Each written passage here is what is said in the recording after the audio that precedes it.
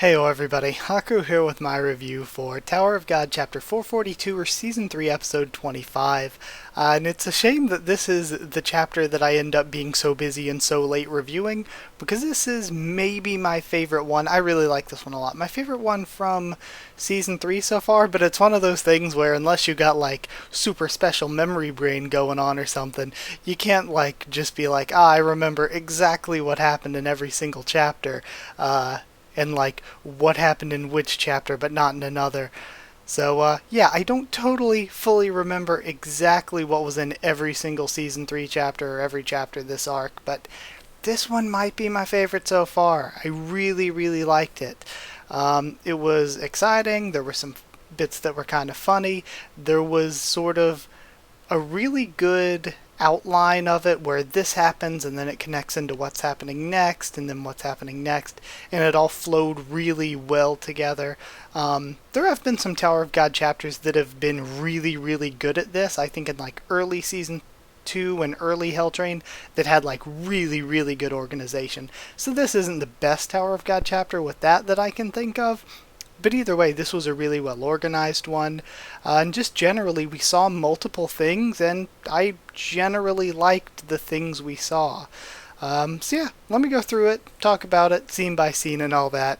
So starting out at the beginning, Mule is surviving is just ahead after taking that hit from Yama, but he's talking shit, but just gets completely murdered. Yama kills his ass. So Mule is now dead, fully it would seem, and we get some of Kun and Verdiche, and I really like this because we get to see Kun outsmarting an enemy. We get to see something where it's not just about who has the biggest Shinsu blast or anything, it's another situation of Kun outsmarting an enemy, which we don't get to see not just from Kun, but we don't get to see too often from anybody in general anymore. So I like that. I like that this fight was won by him being able to pull a trick on Venti. So what they do is they draw him into a fight, and once they draw him into a fight, Kun uses the Firefish to power him up. So he's like, "Oh, I'm all powered up. I'm strong. I can take out Verdiche." And then Kun takes away the Firefish power, and he's like, "Oh no, I don't have enough power to do this." And in that split second where he's like, "Oh crap, I'm not strong enough for this attack," Venti is able to, or Verdiche is able to just crush his head into the ground. So I'm assuming, again, that Venti is perma-dead.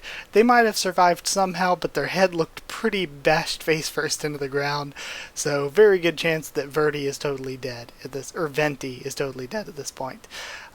So yeah, also there's this one panel especially where Verdiche is looking like a best girl. I was just like, I have gone on this character journey myself from being like, I don't know, Verdiche's design's pretty cool to possible best girl. Like this one panel with the tight tank top and the sweatpants, yes. And it was like, beforehand there's like, top tier is like, I don't know, what was her name, Albelda, and like Waryun's probably a good shout for there. I kind of like Jaja. Garam is a very much a best girl. But yeah, Verdiche is up there now. I was like, oh my god, this panel. Another thing with Kun within himself, Sweetfish lives. I mean, it's the Firefish isn't like technically Sweetfish, I guess, but Kun himself calls it Sweetfish, which I loved. I was like, yes, Sweetfish lives. But we're adding something on top of this sort of being like a resource that can run out if it's sort of overused and passed on around to too many people and diluted out. It's something that he can run out of, but it's also something that's sort of consuming Kun himself.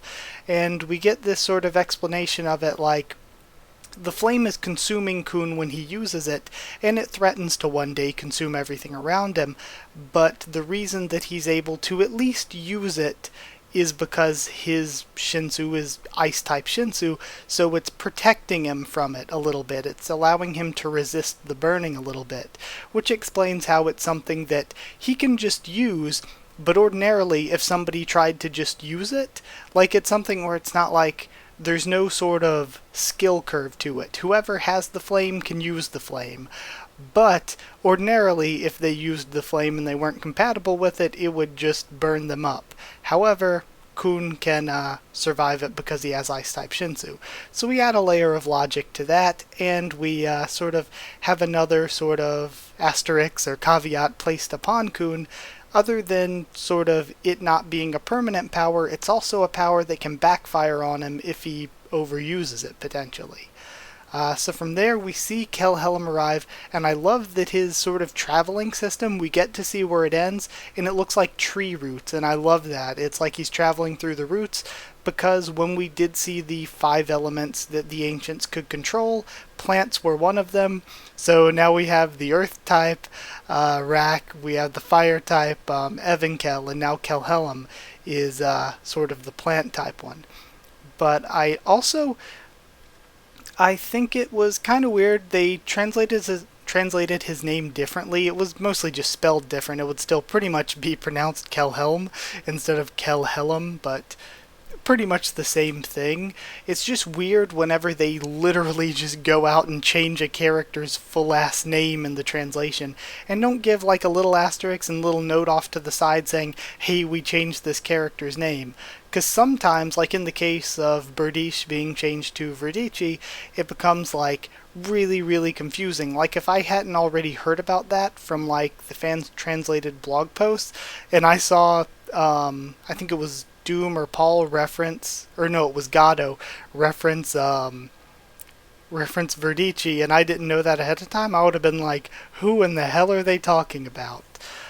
So it is weird that they translated his name differently, but that's not something I'd hold against the chapter itself, because that's just up to translation.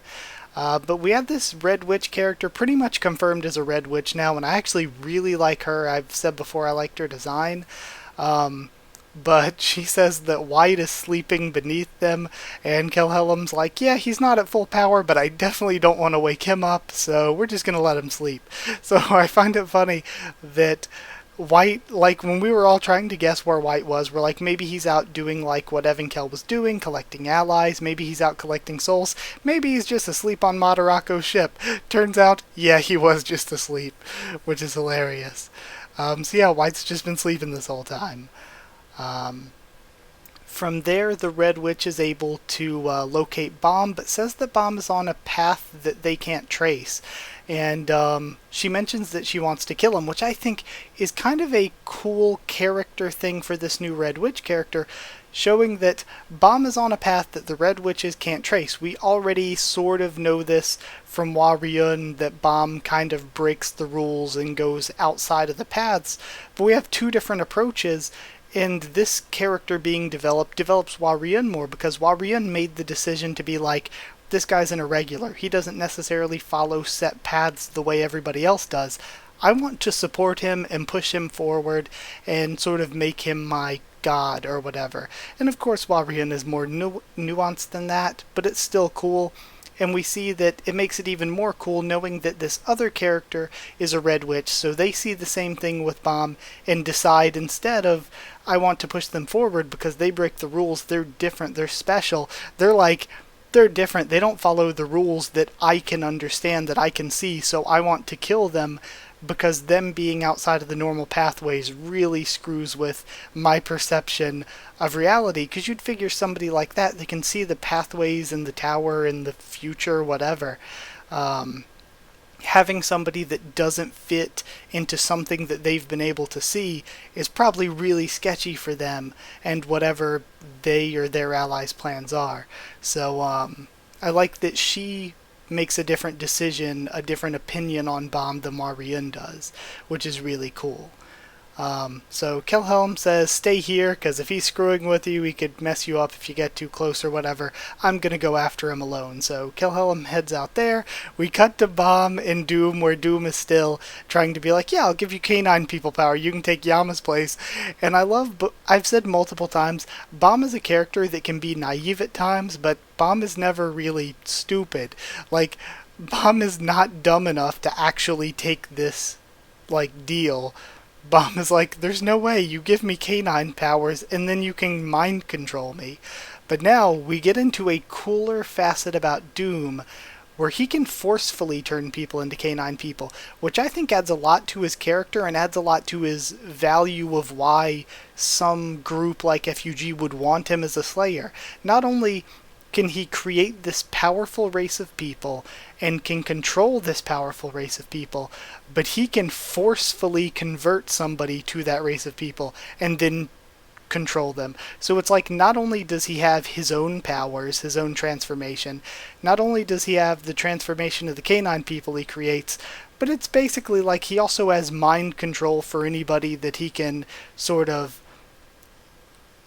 bring his Shinsu over and conquer with his Shinsu.